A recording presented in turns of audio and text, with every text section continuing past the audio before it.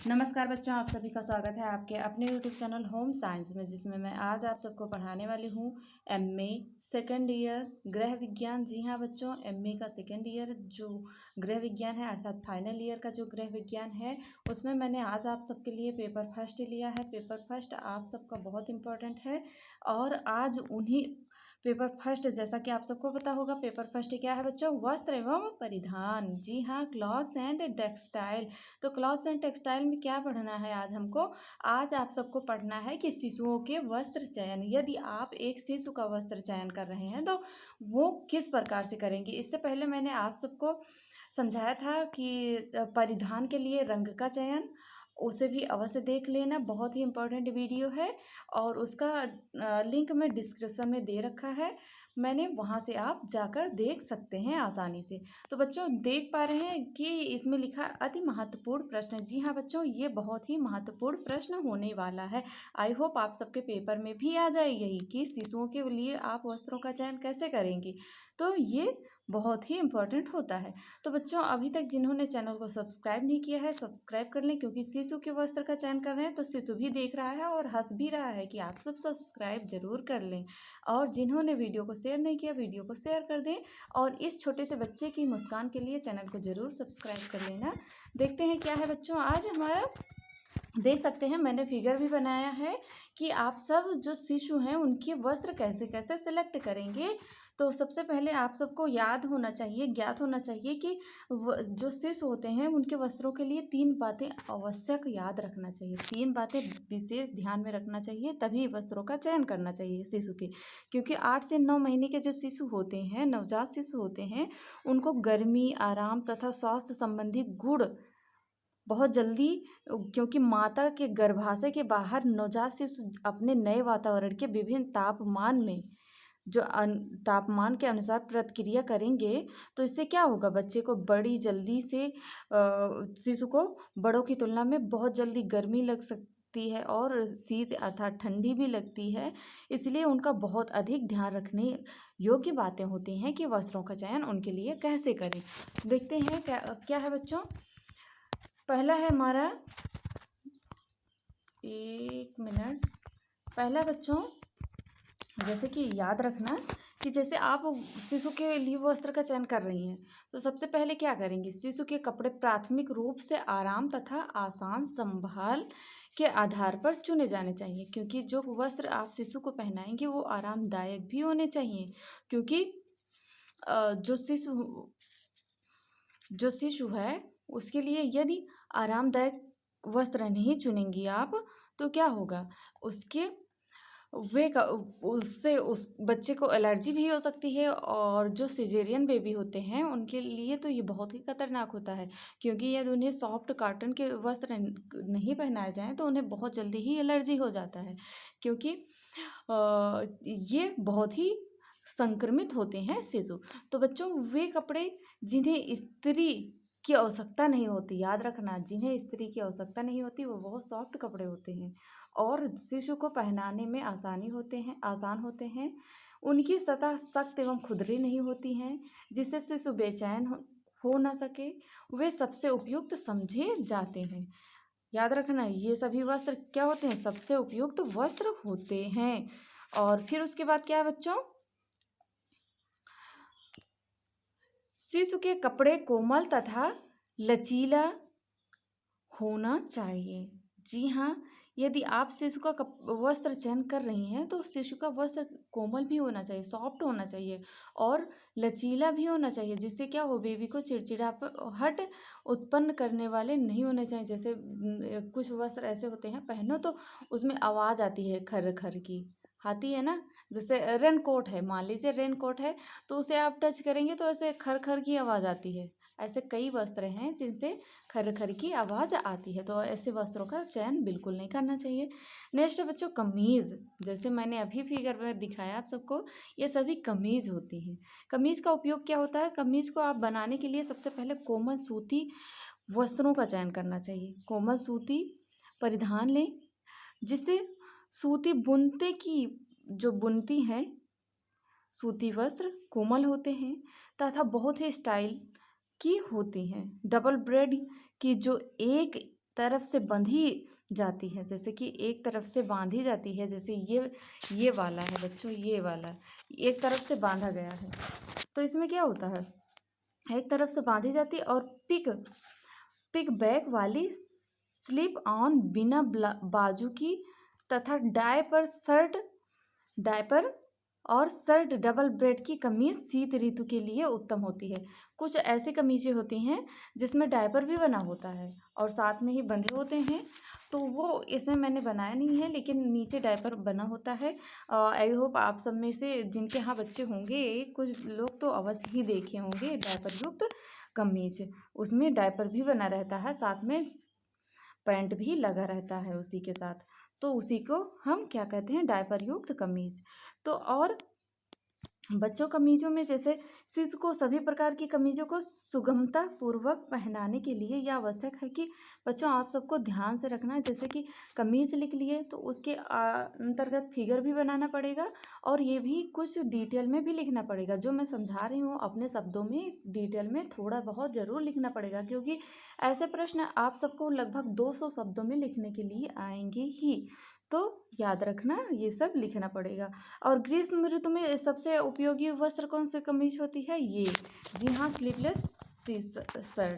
Sleeveless shirt बहुत ही उपयुक्त होती हैं ग्रीष्म ऋतु में। और ये लड़कियों के लिए भी बहुत उपयुक्त होती हैं। तो आई होप आप सब समझ गए होंगे कि शिशु के कमीज में ये सभी कमीज बहुत ही इम्पोर्टेंट होती हैं। नेक्स्ट बच्चों, लंगोट। जी हाँ, लंगोट में क्या होता है बच्चों, जैसे कि लंगोट है वो विभिन्न प्रकार के वस्त्रों से भी बनाया जा सकता है, आकृति तथा आकार के मिलते हैं, क्योंकि फ्लालैन जो होते हैं, फ्लालैन के लंगोट होते हैं वो कोमल तथा गर्म होते हैं। जो फ्लालैन का वस्त्र होता है उससे बने हुए लंगोट बहुत ही कोमल होते हैं लेकिन गर्म भी होते हैं। ये ठंडी में ज़्यादा उपयुक्त होते हैं, क्योंकि ये जल्दी सूखते नहीं हैं और परंतु ये भारी भी होते हैं तथा जल्दी सूखते नहीं हैं। सूती बुनती के लंगोट, काटन के वस्त्र होते हैं उनसे बनाए हुए लंगोट ट्यूब आकार के होते हैं तथा पैंटी के समान फिट भी होते हैं। उपयोग के आधार पर ये लंगोट देख सकते हैं, ये लंगोट की किस्में हैं। यहाँ से ये जो ये है बच्चों, ये है, यहाँ ये बीच का पार्ट है, यहाँ बेबी का हिप रहेगा और फिर ये उठाकर जैसे इसमें फोल्डिंग 2 स्टेप में फोल्डिंग है और 2 स्टेप में फोल्डिंग है। फोल्डिंग में सेंटर आ करके फिर यहाँ से फोल्ड कर देते हैं, फिर बेबी के हिप पर पहना देते हैं। थर्ड है लोप साइड आवर पैनल पेन। जी हाँ, लोप साइड आवर पैनल पेन। लोप साइड आवर पैनल पेन में क्या होता है बच्चों, इसमें होता है कि जो बेबी का पूरा पिनअप कर दिया जाता है, लोग सर पूरा उपयुक्त रूप से पिनअप किया जाता है और लाइनर चीज़ क्लॉथ के बने होते हैं और ये जो इसमें लाइनर बने होते हैं वो क्लॉथ के बने होते हैं। और बच्चों जैसा कि देख पा रहे हैं, सॉरी बच्चों, डॉगी वो बोल रहा है इसके लिए, तो इतना मैनेज कर लेना, आई एम सॉरी, बहुत शरारती डॉगी है, बीच में बोल देता है। और फिर क्या होता है बच्चों, लंगोट अस्तर से कीमत थोड़ी बढ़ जाएगी और सफाई करने में भी सुगम होता है, जैसे शौच कागज़ लाइनर के रूप में प्रयोग किया जाता है। तो इससे जैसे लंगोट बनाकर आप यूज कर सकते हैं, जिससे क्या होगा, बेबी की हिप की सफाई भी हो सकेगी। और नेक्स्ट है हमारा बच्चों लंगोट आवरण। जी हाँ, लंगोट आवरण में क्या होता है बच्चों, ये भी देख लें। लंगोट आवरण होता क्या है, ये बच्चों ये प्लास्टिक रबर तथा दूसरे जल अवरोधक पदार्थ के बने हो सकते हैं।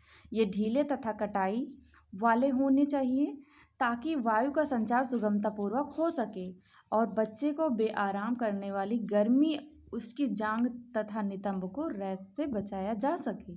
और जल अवरोधक पैंट 3 प्रकार के स्टाइल में आते हैं, जो मैंने ये 3 प्रकार के जल अवरोधक पैंट दिखाए हैं, पैंटी ये 3 प्रकार के, ये बच्चों के लिए बहुत ही उपयुक्त होते हैं। इसमें क्या होता है, हवा भी पास होती रहती है, इससे बच्चे को एलर्जी भी नहीं होता है, रेशे भी नहीं हो पाते हैं स्किन पर। तो इस ऐसा क्या टांगों और कमर के चारों ओर लचीला फीते के साथ तथा सीली हुई बंधक के साथ, ये देख सकते हैं फिगर देख करके आप सब याद कर लेंगे कि ये कैसे बना है। और उसी के उपरांत बीच में लिखना भी पड़ेगा। अगर लंगोट आवरण है तो लंगोट आवरण के अंतर्गत लिखना पड़ेगा, फिगर भी बनाना पड़ेगा, तभी जाके आपको नंबर मिलता है। तो क्या होता है बच्चों, जब अवरोधक पैंटें जो होती हैं खुली होनी चाहिए। इस बात का ध्यान रखना चाहिए कि पूर्ण रबड़ तथा सिलाई वाली सभी प्रकार की किस्मों को नितंब के जो नितंब है वहाँ से बहुत अधिक कसी नहीं होनी चाहिए, कमर पर कसी नहीं होनी चाहिए नितंब पर। यदि कसी होगी तो इससे बच्चे को बहुत ही हानि भी हो सकती है, बहुत ही कष्टदायक भी हो सकता है। बच्चे की कमर पर रेशे भी आ सकते हैं, लाल पड़ जाते हैं और बच्चे की कमर में काफ़ी इफेक्ट भी पड़ सकता है। तो ये सब ध्यान में रखना चाहिए। नेक्स्ट बच्चों, इन सब के अंतर्गत थोड़ा थोड़ा लिख लेना। ड्रेस है, ड्रेस में क्या होता है, जैसे छोटा शिशु है अपने गाउन या लपेटने वाले कपड़े में ड्रेस की तुलना में अधिक आरामदायक होता है। जैसे छोटे शिशु को आप सब लपेट के लेते हैं, एक तौलिया होती है छोटी सी जो सॉफ्ट होती है, उसमें शिशु को लपेटे रहते हैं। ये और गर्म होगा जिससे शिशु गर्म भी रहता है इससे।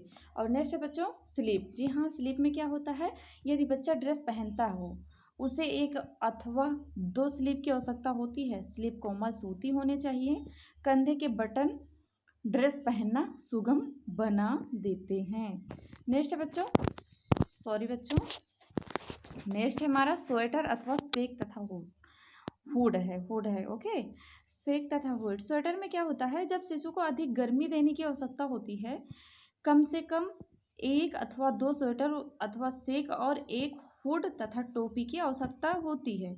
जिससे क्या वो जैसे नायलॉन, आर्लॉन तथा ऊन शिशु के स्वेटर के लिए सर्वाधिक होते हैं। नायलॉन का भी ऊनी वस्त्र और आर्लॉन का भी, और ऊन से बने हुए वस्त्र शिशु के लिए बहुत ही उपयोगी होते हैं स्वेटर। और ये गाउन अथवा लपेटने वाले कपड़े के ऊपर सुगमतापूर्वक आने वाले हों तथा शिशु की जो वृद्धि है उसके अनुसार रेंगलॉज बाजू ड्रेस पहनाना सुगम बना देता है। नेक्स्ट है बच्चों, बूटी और जूते। जी हाँ, शीत ऋतु में, जब शीत ऋतु का मौसम आता है तब यदि किसी शिशु को कंबल में अच्छी तरह लपेटना हो, उसे जूतों तथा जुराबों का भी कोई लाभ नहीं है, क्योंकि बूटी देखने में सुंदर लगती हैं लेकिन बच्चा साधारणतः उन्हें पाँव मारकर उतार भी देता है। पाँव में बूटे पहनाती हैं आप और वो बच्चा निकाल भी देता है। और बच्चे के लिए खरीदे जाने वाले जूते बहुत कोमल होने चाहिए। जैसे आप बच्चे के लिए जूते खरीद रहे हैं नवजात शिशु के लिए, यमीन 8 से 9 माह के शिशु के लिए, बच्चे के लिए जूते खरीद रहे हैं तो जूते सॉफ्ट होने चाहिए, नहीं तो बच्चे के लिए बहुत दिक्कत हो सकती है। और बच्चा देखो किक करता रहता है पैर से लेटे लेटे, तो बच्चे के पैर में ये टिकता नहीं है जूते। तो नेक्स्ट है बच्चों, बिब। जी हाँ, बिब बच्चे के कपड़ों की मिट्टी तथा नमी से बचाने के लिए प्रयुक्त होता है। जब दांत निकलना शुरू हो जाता है, बिब गर्दन तथा छाती की लार को जो गले में बांधा जाता है वह कपड़ा होता है, और फिर उसके नीचे कमर पे बांध देते हैं, जिससे बच्चा लार भी टपकाता है या कुछ खिला रही हैं बच्चे को तो वो उसी सूती वस्त्र पर गिरता है। इससे बच्चे का ड्रेस भी नहीं गंदा होता है। ये भी बहुत ही इम्पोर्टेंट होता है बिब। और लैप लाइट का क्या होता है बच्चों, ये खरीदी जा सकती हैं लैप लाइट, अथवा किसी भी प्रकार के प्लास्टिक या रबड़ से काटी जा सकती हैं। ये लगभग 15 वर्ग इंच की होनी चाहिए लैप लाइट। ओके, नेक्स्ट बच्चों, शिशुओं के लिए कंबल। जी हाँ, शिशुओं के लिए कंबल तो घर में प्रयोग में लाने के लिए 2 से 3 कंबल का प्रयोग करना चाहिए। वर्ग होना चाहिए, गज फलानौन का कपड़ा पर्याप्त होना चाहिए। और बच्चे के पालने के लिए या 2 कंबल या 1 कंबल तथा रजाई ऋतु के अनुसार होने चाहिए। पालने में प्रयोग किए जाने वाले कंबल भार में हल्के तथा बड़ा हो ताकि साइडों में गद्दे के नीचे दबाया जा सके। इससे क्या होता है, इसके अतिरिक्त एक बड़े आकार की भारी कंबल भी बच्चे के लिए बहुत उपयोगी होता है। इससे शिशु के लिए बहुत ही महत्वपूर्ण होगा, क्योंकि यदि बगल में आप लिटाने के बाद कंबल बड़े हैं तो बगल में आप दबा देंगे बेड के नीचे, तो इससे बच्चा गिरेगा भी नहीं और सुरक्षित भी रहेगा और बच्चे को ठंड भी नहीं लगेगी। नेक्स्ट है बच्चों, क्रीम सीटें। क्रीप सीटें होता क्या, ये बड़े आकार की होनी चाहिए तथा कि गद्दे के नीचे आ सके।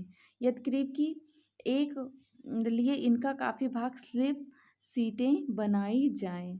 बच्चे को बेड सुगम पूर्वक 3 सीटों के साथ साफ रखना चाहिए। जो कुछ लोगों के यहाँ जो बच्चे के लिए बिस्तर बनाए जाते हैं घर पर, छोटे छोटे बिस्तर, गद्दे, वही हमारा क्या है, क्रीप सीट कहलाता है। आई होप आप सबको बहुत पसंद आया होगा वीडियो। मिलते हैं नेक्स्ट वीडियो में नेक्स्ट टॉपिक के साथ, तब तक के लिए जय माता रानी।